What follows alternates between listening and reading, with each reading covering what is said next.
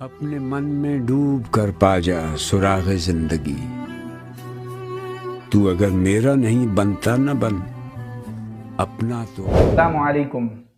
Internet کے اس دور میں ہر شخص کی حیثیت دو طرح کی ہے۔ وہ یا تو خود انفلوئنسر ہے، خود دوسروں کو متاثر کر رہا ہے، یا خود وہ متاثر ہو رہا ہے، یعنی وہ یا تو انفلوئنسر ہے یا انفلوئنسڈ ہے۔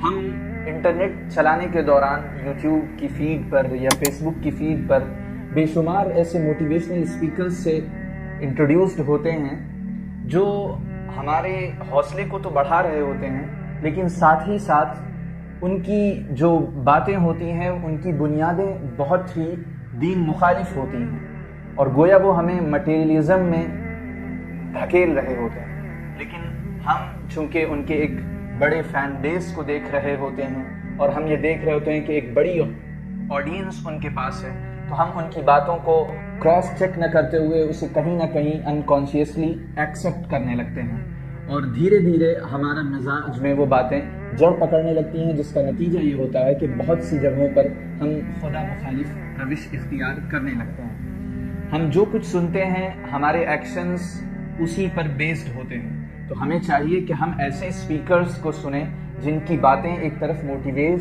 کریں آپ کو، دوسری طرف وہ خدا مخالف روش پر مشتمل نہ ہوں۔ تو لہٰذا آج ہم آپ کو صرف یہ نہیں کہنے آئے کہ آپ ان موٹیویشنل اسپیکرز کو سننا چھوڑ دیں جو کی دینی بنیادوں پر باتیں نہیں کرتے، بلکہ آج ہم آپ کو 5 ایسے ینگ اسلامک اسپیکرز کو جنہیں آپ موٹیویشنل ایک وسیع مفہوم میں کہہ سکتے ہیں انٹروڈیوس کروائیں گے، جو آپ کی بہت کمپریہنسو اور بہت جامع رہنمائی کر سکتے ہیں۔ تو چلیے دیکھتے ہیں ہماری آج کی لسٹ کے وہ 5 اسپیکرز کون ہیں۔ The first name of our list is شیخ عاطف۔ شیخ عاطف جدید انداز کے خطیب ہیں۔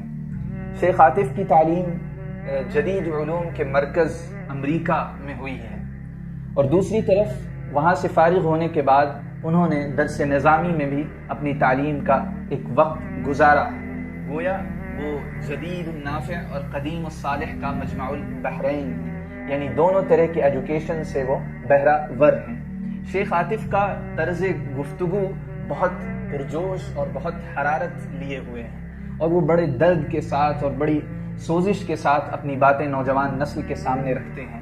نوجوان نسل کے نئے مسائل پر وہ قرآن اور حدیث سے سجی ہوئی گفتگو نہایت دلچسپ اور دل پذیر انداز میں فرماتے ہیں۔ شیخ عاطف کا مقصد اپنی تمام تقریروں میں بہت کھل کر سامنے آتا ہے، وہ یہ ہے کہ وہ نیو جنریشن کو فتح عالم کا پیغام دیتے ہیں، اور بڑے سسٹمیٹک انداز میں فتح عالم کا ایک روڈ میپ نوجوانوں کے سامنے پیش کرتے ہیں۔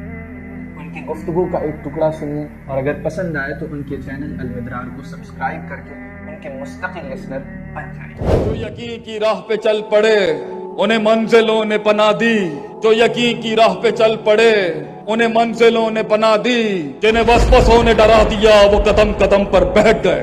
وہ یقین کہ اللہ پے کے 3 نقطوں کو سے کے 3 نقطے بنائے گا، یہ یقین معیاروں کو ایک دن ایک معیار بخش جاؤں گا میں، یہ یقین سنگ دلوں کو بھی کچھ مزاج بخش جاؤں گا ایک دن، یہ یقین اللہ منو سلوا اتارے گا میرے لیے بھی ایک دن، یہ یقین نہیں تھا جس کی وجہ سے وہ قدم نہ بڑھا سکا۔ میں ان سنگ دلوں کو ایک دن وہ سکھاؤں گا، پھر یہ یقین اپنے استادوں کا پھر لوٹا اٹھاؤں گا ایک دن، یہ یقین پھر یہ سبق پڑھائے جائیں گے، یقین نہیں تھا۔ تو یا یقین ٹوٹ گیا یا صبر ٹوٹ گیا۔ صبر قلعہ برداشت کرنے کے لیے ہوتا ہے، یقین پیر بڑھانے کے لیے ہوتے ہیں۔ یہ 2 کلی اگر کمزور ہو گئی میرے بھائیوں میرے دوستوں، وہ معاملہ وہی دم توڑ دے گا۔ ہماری لسٹ کا دوسرا نام ہے ساحل ادیم۔ ساحل ادیم مشہور شاعر ادیم ہاشمی کے لڑکے ہیں۔ ان کی تعلیم بھی امریکہ میں ہوئی ہے، اصلاً وہ پاکستانی ہیں۔ ساحل ادیم نے سائیکولوجی یعنی نفسیات کا بڑا گہرا علم حاصل کیا ہے۔ ان کی بیشتر تقریریں موجودہ وقت کے نوجوانوں کے مسائل پر ہوتی ہیں۔ وہ سیرت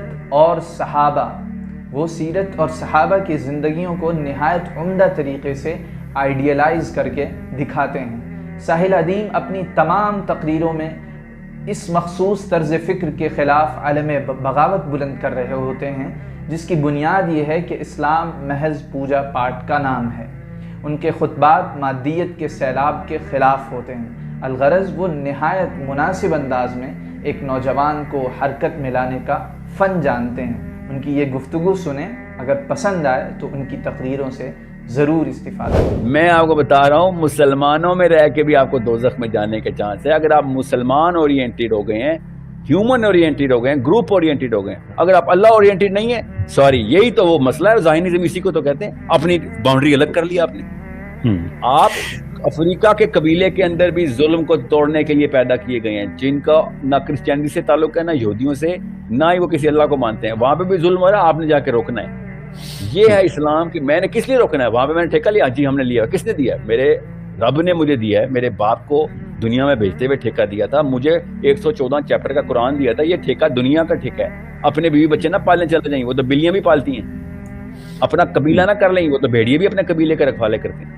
یہ تو ٹھیکہ لے رہا ہے پوری دنیا کا، اگلی 100 نسلیں تیری پہ ڈیپینڈنٹ ہوں گی۔ تو نے کوئی کتاب ایسی 2 نمبر لکھ دی تو سب 2 نمبر ہو جائیں گے۔ تو نے کوئی اسپیچ 2 نمبر دے دی، سب 2 نمبر ہو جائیں گے۔ سوچے تو صحیح۔ ہماری فہرست کا تیسرا نام نعمان علی خان ہے۔ نعمان علی خان کی اصل وجہ شہرت ان کا تفسیری ذوق اور ان کے تفسیری دروس ہیں۔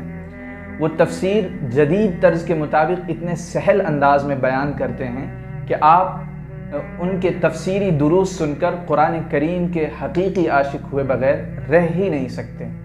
قرآن کریم کی تفسیر سے معاشرے کے جدید مسائل کا بڑا سٹیک سلیوشن نعمان علی خان اپنی گفتگو میں مہذب انداز میں پیش کرتے ہیں۔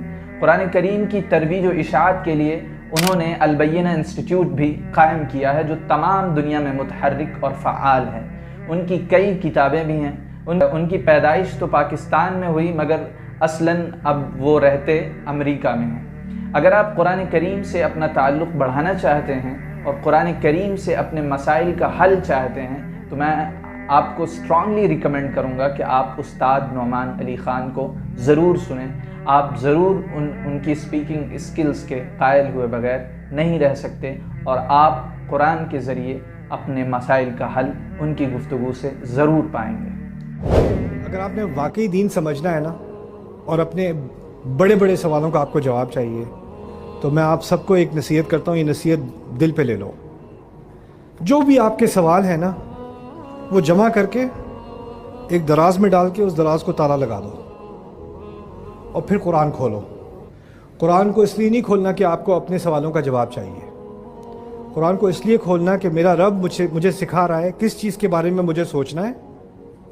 وہ بتا رہا ہے کہ میں کیا بات، وہ بول رہے ہیں، ہم نہیں بول رہے، وہ بول رہے ہیں۔ میں نے اپنی بولتی بند کر کے دراز میں ڈال دی، اب میرا رب بول رہا ہے، اور جب وہ بولتا ہے تو مجھے کوئی بات سمجھ نہیں آتی تو میں ان سوالوں پہ فوکس کرتا ہوں جو میرا رب مجھے بتا رہا ہے، جو درس وہ سکھا رہا ہے وہ سمجھ۔ منور زماں یہ ہماری فہرست کا اگلا نام ہے۔ منور زماں انگریزی زبان کے وہ مقبول ٹرینر ہیں جو صرف انگریزی نہیں سکھاتے بلکہ انسانی صفات اور ہیومن ویلیوز کی بہترین انداز میں تعلیم دیتے ہیں۔ انسانی شخصیت کو کمال سے آراستہ کرنا اور انسانیت کی جو معراج ہوتی ہے اسے لوگوں تک پہنچانا ان کی محنتوں کا سینٹرل پوائنٹ ہے۔ ان کے پیغام میں تاثیر بھی ہوتی ہے اور درد بھی۔ وہ نوجوانوں کو فضولیات میں دیکھ کر اور طرح طرح کے ایڈکشن میں پھنسا ہوا دیکھ کر کڑھتے ہیں، اور یہی کڑھن ان کی تقریروں کو دلسوز اور افیکٹو بناتی ہے۔ منور زماں واقعی اپنی تعلیمی سرگرمیوں سے پورے زمانے کو روشن کرنے کا کام انجام دے رہے ہیں۔ ان کا ایک تعلیمی ادارہ انگلش ہاؤس اکیڈمی کے نام سے بھی چل رہا ہے۔ ان کی تقریر کا ایک ٹکڑا آپ کی سماعتوں کے حوالے، اگر پسند آئے تو ان کے چینل کا ضرور وزٹ کریں۔ سے مانگتے بھی ہیں تو اپنی کیپیسٹی سے مانگتے ہیں۔ تیری حیثیت دیکھ کر تو نہ اللہ سے کبھی مانگ، اللہ کی کیپیسٹی دیکھ، اللہ کے خزانے دیکھ، وہ خزانے جو کبھی اینڈ نہیں ہوتے ہیں۔ بڑا مانگ، think big, dream big and achieve big. ہماری فہرست کا آخری نام مفتی مینک ہیں۔ بہت کم ہی ڈیجیٹل دنیا کے لوگ ایسے ہوں گے جنہوں نے یہ نام اب تک نہ سنا ہو۔ مفتی مینک انگریزی زبان کے وہ خطیب ہیں جو نوجوانوں کے درمیان نہایت مقبول ہیں۔ یہی وجہ ہے کہ انہیں دنیا کی 500 بااثر مسلم شخصیات کے فہرست میں جگہ دی گئی ہے۔ مفتی مینگ اصلاً ہندوستانی ہیں مگر ان کی رہائش زمبابوے میں ہے۔ ان کا گھرانہ اہل علم کا گھرانہ رہا ہے۔ مفتی مینگ کی تقریریں نہایت دل پذیر اور دلچسپ ہوتی ہیں۔ ان کی گفتگو قرآن و حدیث کے دلائل سے مزین ہوتی ہے۔ وہ نوجوانوں کے تزکیہ نفس پر خصوصی توجہ دیتے ہیں اور دنیا کے آلودہ ماحول سے نکال کر صالح اور پائس بننے پر آمادہ کرتے ہیں۔ ان کی تقریر کا ایک ٹکڑا پیش خدمت ہے۔ ان کے چینل کو وزٹ کر کے ان کے بیانات سے استفادہ کریں۔ Many people who don't understand the difference between tawakkul and tawakkul, they think for themselves, well, here's the hadith, Allah says, لَوْ أَنَّكُمْ تَتَوَكَّلُونَ عَلَى اللَّهِ حَقَّ تَوَكُّلِهِ لَرَزَقَكُمْ كَمَا يَرْزُقُ الطَّيْرُ. If you are to lay your trust truly in Allah, in the proper sense, He will feed you the way He feeds a bird. So they stop there and they say, well, look, He feeds the bird, so He's going to feed me, that's it. But they didn't end the hadith. They didn't continue. What did the Prophet ﷺ say in the next sentence? He says, تَغْدُو خِمَاصًا وَتَرُوحُ بِطَانًا. That is the most important part of the hadith. He says, the bird leaves its nest early morning, going out in search for food, and comes back in the evening with a full belly of food. That means, if you lay your trust in Allah truly, you will make an effort. Like the bird makes an effort, and Allah will sustain you with what is sufficient for you for that day. That's what the hadith means. اگر آپ کو ہماری یہ video پسند آئی تو آپ like کریں، share کریں، سبسکرائب کریں اور بتائیں کہ آپ مزید کس طرح کی ویڈیوز ہمارے اس چینل پر دیکھنا چاہیں گے۔ آج کے لیے اتنا ہی، پھر ملتے ہیں۔